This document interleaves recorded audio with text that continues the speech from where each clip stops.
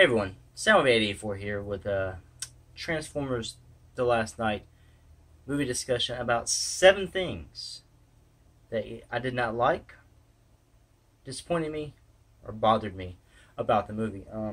Like I said, the movie was different. I necessarily didn't hate the movie. I didn't necessarily love the movie. When I walked out of the movie, I did not feel like the need to. I need to see it again. Well, the first time I did. I wanted to see it again so see, because there's so much going on. I want to rewatch it to make sure I caught everything. But I didn't have the sense that where I needed to buy this on Blu-ray. The only reason that came in my head to buy it like on Blu-ray is I just want to see the behind the scenes. I like the making of special features kind of stuff, and that'd be the main reason I would want. I want to see the reasoning behind stuff. See some documentaries, see why they did this, why they did that, how they did this, how they did that, and have a commentary or two. The last couple movies haven't had any kind of commentaries. I enjoy commentaries from the directors, writers, actors, most of the directors and writers, see why they did things and why they chose what. But with that said, let's get to number one. Big one.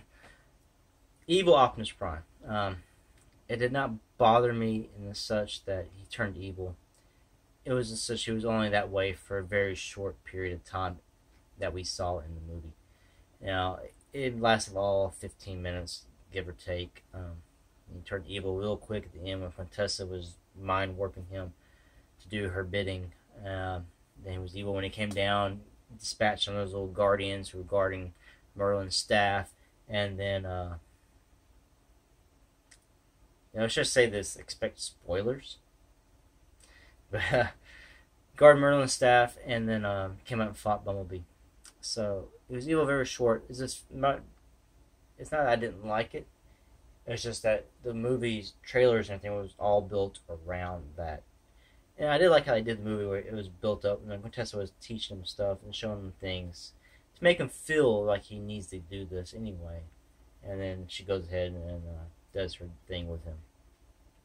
The way he was snapped out of it was fine by me. It reminds me of that one episode, I believe it was called Attack of the Autobots, where Megatron puts something in their recharging chambers that messes with their minds, turns them evil, and Bumblebee gets Prime out of it by talking to him. I was trying pretty much about to smash him. And that's like taken right out of the cartoon, thrown right this movie. Also, a little nitpick with this Optimus Prime. You never see him once transform in this movie. You see him in truck mode once at the very end, coming out of what crashed on the Earth. And I guess he transformed while it was falling to save Cade and Vivian. You never actually see it. But, people complain, well, it's a Transformers movie. Why would we expect to see him transform? But you do see a lot of transformations in the movie. This movie does have Transformers everywhere and lots of transformations. You just didn't see Optimus Prime. Okay. Number 2. Disappearing bots, Decepticons, and Drift. There's Transformers in this movie that they show. There's a whole bunch coming in. You don't know what happened to them. You just see a lot of the protoforms crashing in. There's one quick scene when Anthony Hopkins is doing his narration. There's 3 Transformers fighting in the city. You don't know who they are, but it's cool to see. Also, when the Decepticons come to Cade's junkyard to get the talisman and all that stuff, you see a construction vehicle transform. You never see him again after he transforms. I guess you assume that the Decepticons killed him. I mean, now it's actually show that, though. That goes one other points later. And Drift. At the very end of the movie, when Optimus Prime is doing his final narration, all Autobots are lined up next to him, minus Drift.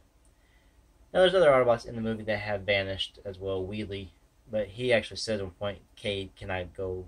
And he wants to go hide because Megatron will never hunt him. So it makes sense for him. He's probably out hiding with brains now or something. But Drift's Day Trader, which is like their version of a Junkion or Ret Guard, gets them the lockdown ship from Age of Extinction. And Drift says, I'm flying. So he's going to be the pilot of the ship. And you never see him after that. When their whole battle and everything starts, you see Hound. I believe you see Crosshair. I'm not positive on that one either. I know you see him at the very, very end. But you see Hot Rod, you see Bumblebee, and all of them. So Drift vanishes, and it's not there at the very end. And after I saw the first movie, I noticed that he wasn't standing there. But I couldn't remember if I didn't see him in the final battle or not. And so I was like, so when I watched the second time, I wanted to see if he died. It may have happened real fast, but I didn't see it in the second viewing, so I don't know. I'm assuming he's still on the ship. And this sort of leads in with number 3, action. The action is very short. What you think is going to lead to an action scene just cuts. It ends. Prime example of that is barricaded Bumblebee's chase in London. Bumblebee transforms, shoots him. You've seen all in the TV spots, trailers. Barricade gets hit. He transforms and wrecks. And you think, oh my god, they're going to beat down right here and there. You know, they have commercials. I think there's a Chinese commercial on there. I think there's a Sonic commercial that shows parts of this. Of them fighting. They never once fight in this movie. There's no fight scene right there. But it ends with Barricade saying, ouch, that hurt. While the whole thing is cool, and it shows that Barricade can take a licking, because the earlier movie did take one from Grimlock too, tail swipe. It's like, where's the action? Where's the bottom con action going on here? You know, you see like in Revenge of the Fallen, there's the forest battle. You know, there's a shootout that leads to a chase that leads to a forest battle. Action. Dark of the Moon, there's a whole bunch of action scenes between the robots. There's Soundwave and Bumblebee. There's all of us taking on Sentinel. There's Sentinel versus Prime. Then there's Megatron hitting on Sentinel. And there's Megatron and Prime. There's action scenes there. And there's other ones. There's Shockwave's Driller Bot, you know, and Optimus Prime at the beginning. And that one's short, but at least they're there. And this one, when the Decepticons come and they hunt, and they go to the junkyard, and it's all real fast. There's like a whole 5 or 10 seconds of Hound attacking Megatron, Megatron shooting them back. Then there's a whole Onslaught gets killed with two slices from a drift, and then Crosshairs. He doesn't even put up a fight. Never once you see him punch. Now, if you could see them duke it out a little bit before he dies, that would have been good. We didn't get that. Mohawk is just looking for Megatron after he retreats, and Bumblebee shoots him, kills him, and blows his head off. You know, show a little more action leading up to some robots fighting real quick. And you're going to assume there's, like I said earlier, there's a construction vehicle that transforms to a robot. You don't see him again. They could at least show Onslaught or Mohawk or someone or Dreadbot take that guy out. Give us some quick robot action. Just give us something, you know. And then, so also at the end, Grimlock comes back after taking out TRF with Slug and takes out Teleswipe's barricade out of the way, then bites Dreadbot, and you don't see Dreadbot again. So you assume he's dead. And the first time I watched it, I saw it was real quick, and then I watched it the second time, and I see if I see the green blood stuff they have that comes out of him. And I didn't see any of that, but he never showed up again, so I'm assuming Grimlock ate him, like he, you know, way he bit him in half or something like he did with the KSI drones and Age of Extinction. But it's just the action scenes are very short and not enough one-on-one. At the very end, you got the battle with Prime and Bumblebee. That's probably why they're selling this movie on. That was probably a good 5-minute fight scene. And with this, maybe 10 minutes overall on the screen, but actually showing them fight, you know, probably around 5 minutes. And then at the very end, there's you know, Prime takes out Infernicus, but it's real fast.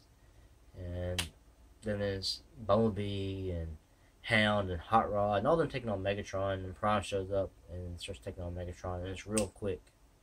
And it's like 3 kicks and it's done kind of thing, you know. I was hoping for a little bit longer, and that's kind of disappointing. It was so quick. And the whole thing with Quintessa was very short. Of course, she's just little, and there's too many of them, I guess. Megatron defeated. And that leads into the easy to die Decepticons, number 4. Onslaught, like I said, didn't put up a fight. Mohawk was blown away real fast.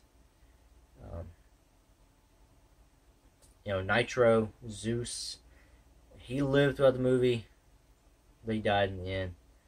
And Barricade was tough. You know, he took on some shots, took some lickings, he kept on ticking. But Nitro Zeus, and he lived to the end. But Onslaught, at least they had personalities before they died. I'll give them that. Mohawk and Onslaught. And Dreadbot had slightly one. I don't think he talks, I think he just screams at him. I think he yells, I'm going to kill you or eat you or something. You know, which is better than how they were portrayed in, like, the first Transformers movies, where, like, Bone Crusher and Brawl and Black Cat Person never talk. They don't have personality, but grunt, soldier, you know, accomplish this mission.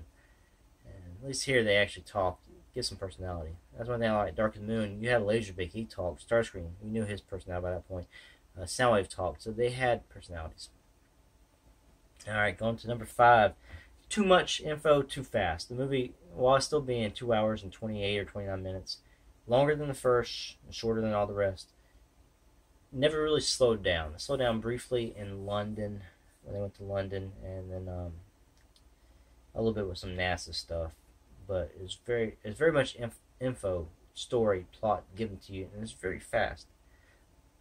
Like when Simmons is talking to Anthony Hopkins, there's a lot of info being given right there, and it's back and forth, really fast, and So I know some of the complaints with that ones is they drag in the middle. Age of Extinction gets really slow in the middle, and Measure of Fallen to me got slow in the middle, really bad too. This one does not get slow. It never eases up. It's from start to finish. Let's go, and which is good for pacing. In a way, you don't really get bored with the movie.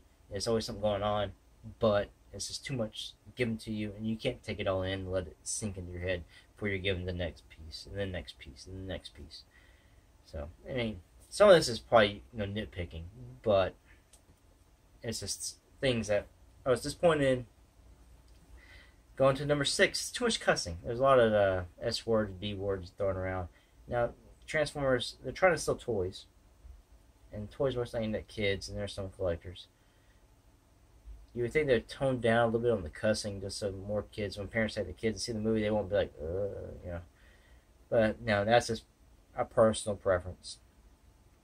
Number 7, sex jokes. I know there's at least 4, I think, instances of sex or innuendo stuff in this movie. I know Vivian and her family kind of give that out. And then there's Cade, Vivian, and Anthony Hopkins' character, Sir Edmund Burton. But that was kind of actually vital to the point of the night needed to be celibate. And then the next one was when they're searching her room and people think they're doing something different. That one was a little over the top for me. You could not needed that part to be that joke. And also when the talisman is going around his body into his pants, that was awkward. Could really cut that out. Did not really need to be in there. So moving on. Number 8, continuity between films. They said this is a writer's room. We got all these people here, and we're going to tie it all up or whatever. Start your story. And Age of Extinction contradicted certain things. I think Dark and Moon kind of contradicted. All the movies kind of contradict each other. Hold